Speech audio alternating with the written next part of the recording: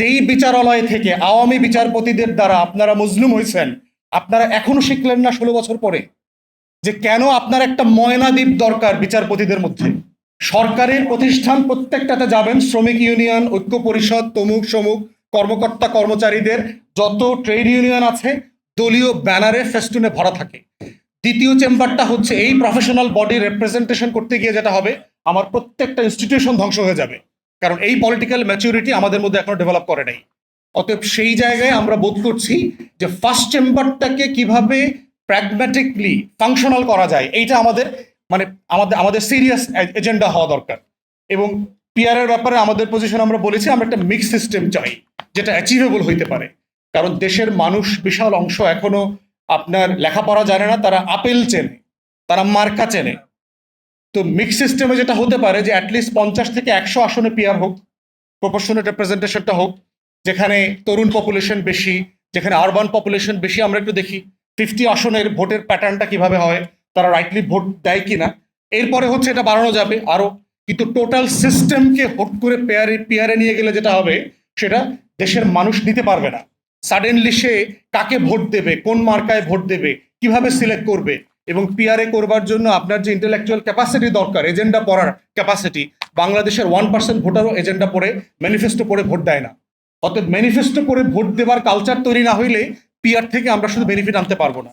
তাই ন্যূনতম এইবারের নির্বাচনে আমরা দেখতে চাই 50 থেকে 100 আসনে সম্মতির ভিত্তিতে পিআর হোক, বাকি 200 আসন আগের মতো চলুক, পাস দ্য পোস্ট।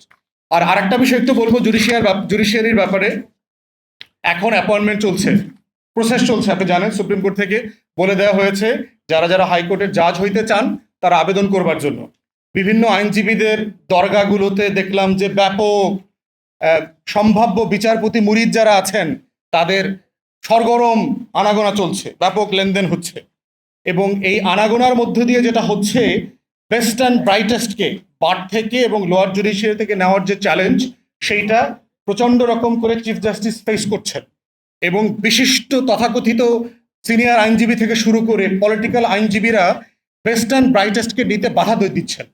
তাদের মুরিদ, তাদের চাকর বাকর হয়ে জাজমেন্ট দেবে এমন লোকদেরকে তারা বিচারপতি করবার জন্য দিনরাত পরিশ্রম করছেন। আমাদের প্রশ্ন হচ্ছে যে তাহলে সংস্কারটা কোথায়?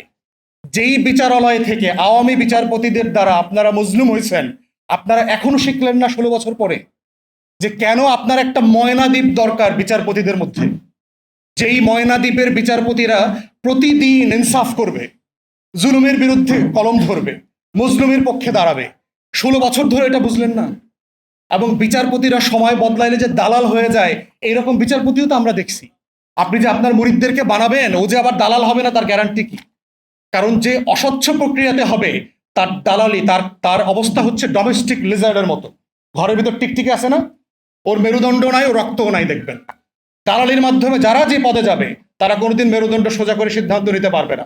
অতএব বেস্ট অ্যান্ড ব্রাইটেস্টকে প্রসেসের মধ্য দিয়ে ইন্টারভিউ করেন অথবা যেভাবে করেন চায়ের দাওয়াত দেন, তাদেরকে সিলেক্ট করেন এবং আইনজীবী সমিতি, বার কাউন্সিল, অমুক নেতা তমুক নেতার এই মুরিদানদেরকে অ্যাপয়েন্ট করবার যে বাজে কালচার, সেখান থেকে সরে আসেন।